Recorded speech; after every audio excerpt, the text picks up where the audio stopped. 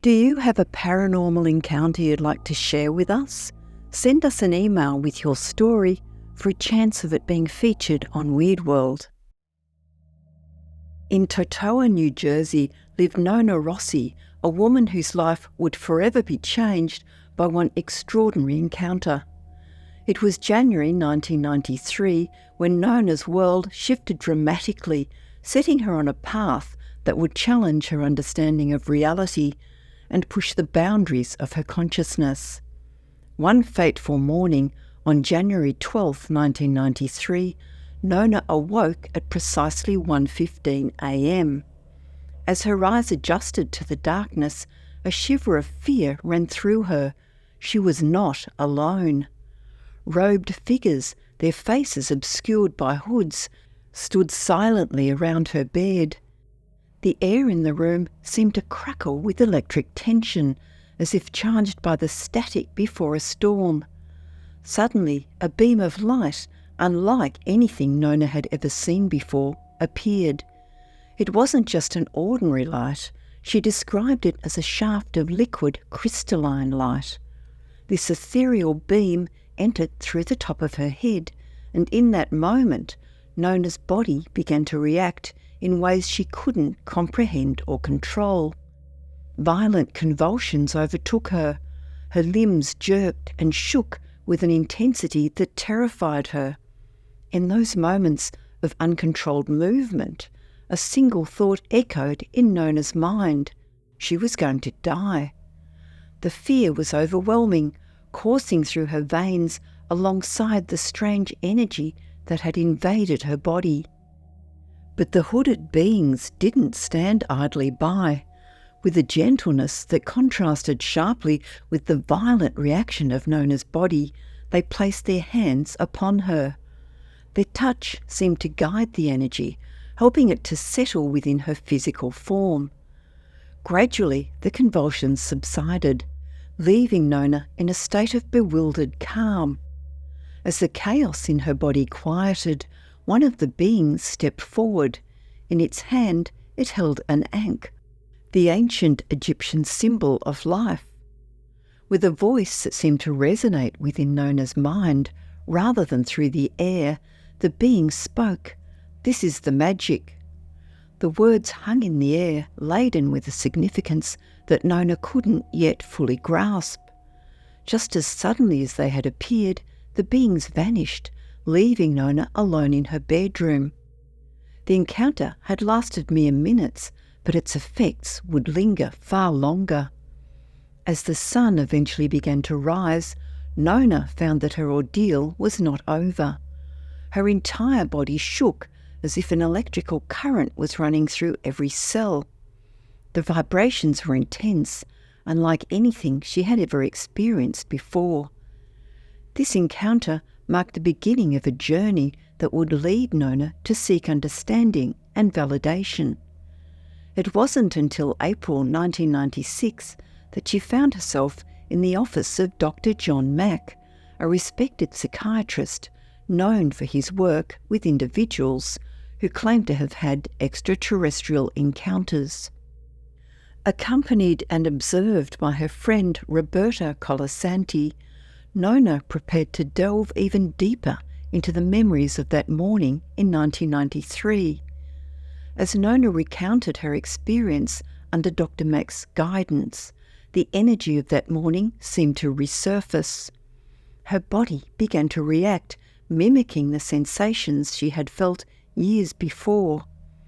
"I felt a vibration at the top of my head," she exclaimed, her voice strained with the effort of describing the indescribable.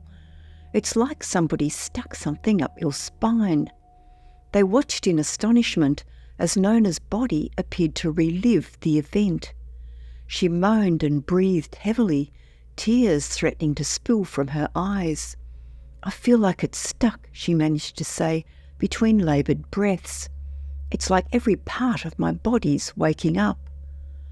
Dr. Mack, maintaining a centred and focused composure, gently probed for more details.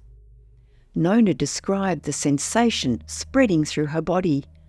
Her hands, her face, her shoulders, all vibrating with the same indescribable energy. "My legs are starting to vibrate," she continued. "My knees, I can feel it going down. It's in my calves. It's moving through my entire body, and my body feels very light. It's getting lighter." As Nona delved deeper into the memory, she described feeling encased in something, a capsule or container of energy that she could see through. As she worded it, it was a sarcophagus of energy wrapped around me. The beings were there, but not right beside her.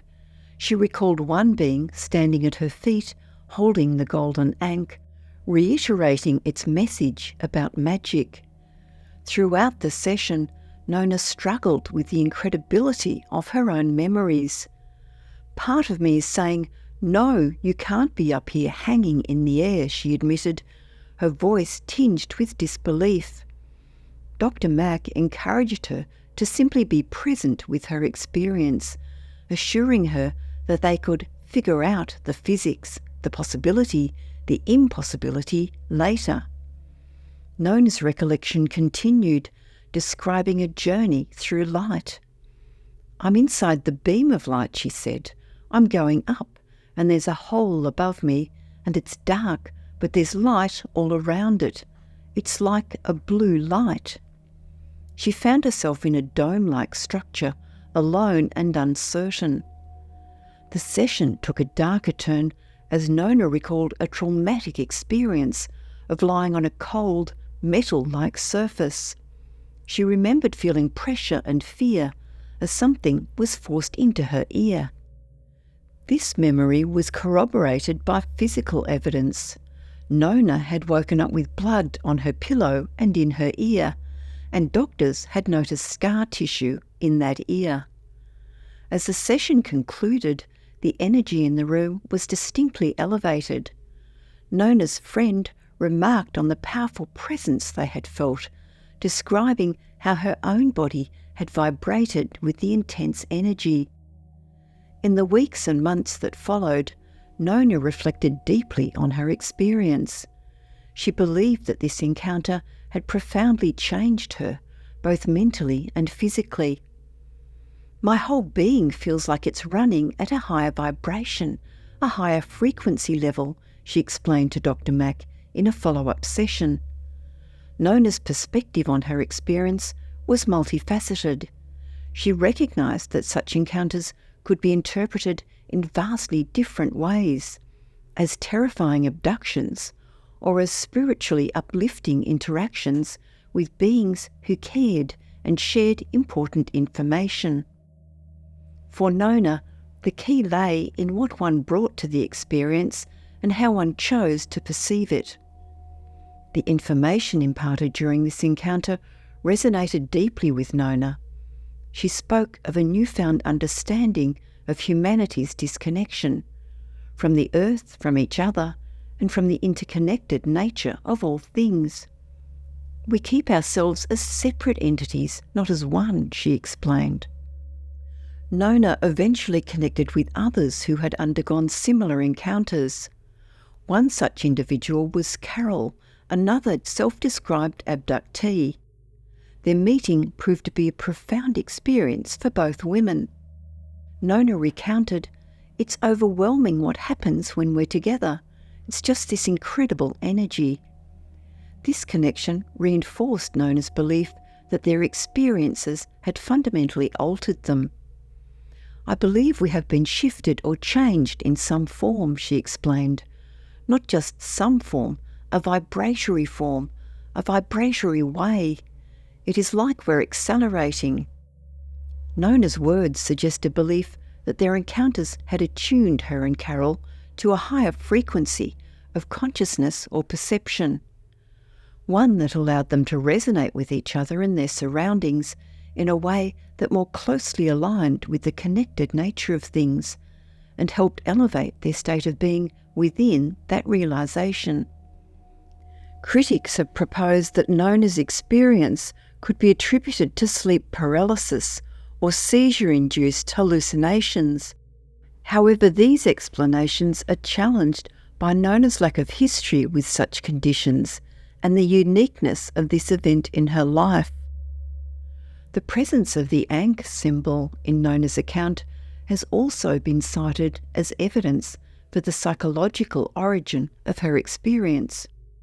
However, defendants counter that advanced beings might deliberately use familiar symbols to facilitate communication or induce specific mental states aligning with how symbols function in human spiritual practices. Perhaps most compelling is the physical evidence related to Nona's ear. She recalled something being forcibly inserted into one of her ears during the encounter, and later reported finding blood in the very same ear and on her pillow. Medical examinations also revealed unexplained scar tissue in her ear, providing further tangible physiological evidence that challenges purely psychological explanations. Nona's journey from that January morning in 1993 to her sessions with Dr. Mack in 1996 and beyond powerfully demonstrates the bizarre and profound nature of the alien abduction phenomenon. Nona's account, like many other reported extraterrestrial encounters, challenges conventional understandings of reality and consciousness. It also illustrates the profound impact such extraordinary experiences can have on an individual's worldview and perception of existence. As Nona continues to navigate the implications of her encounter, she remains receptive to the new possibilities it has unveiled. Her account serves as compelling evidence that our universe may harbour deeper mysteries than we may be ready to acknowledge, and reminds us that transformative insights can often emerge from the most unexpected of ordeals.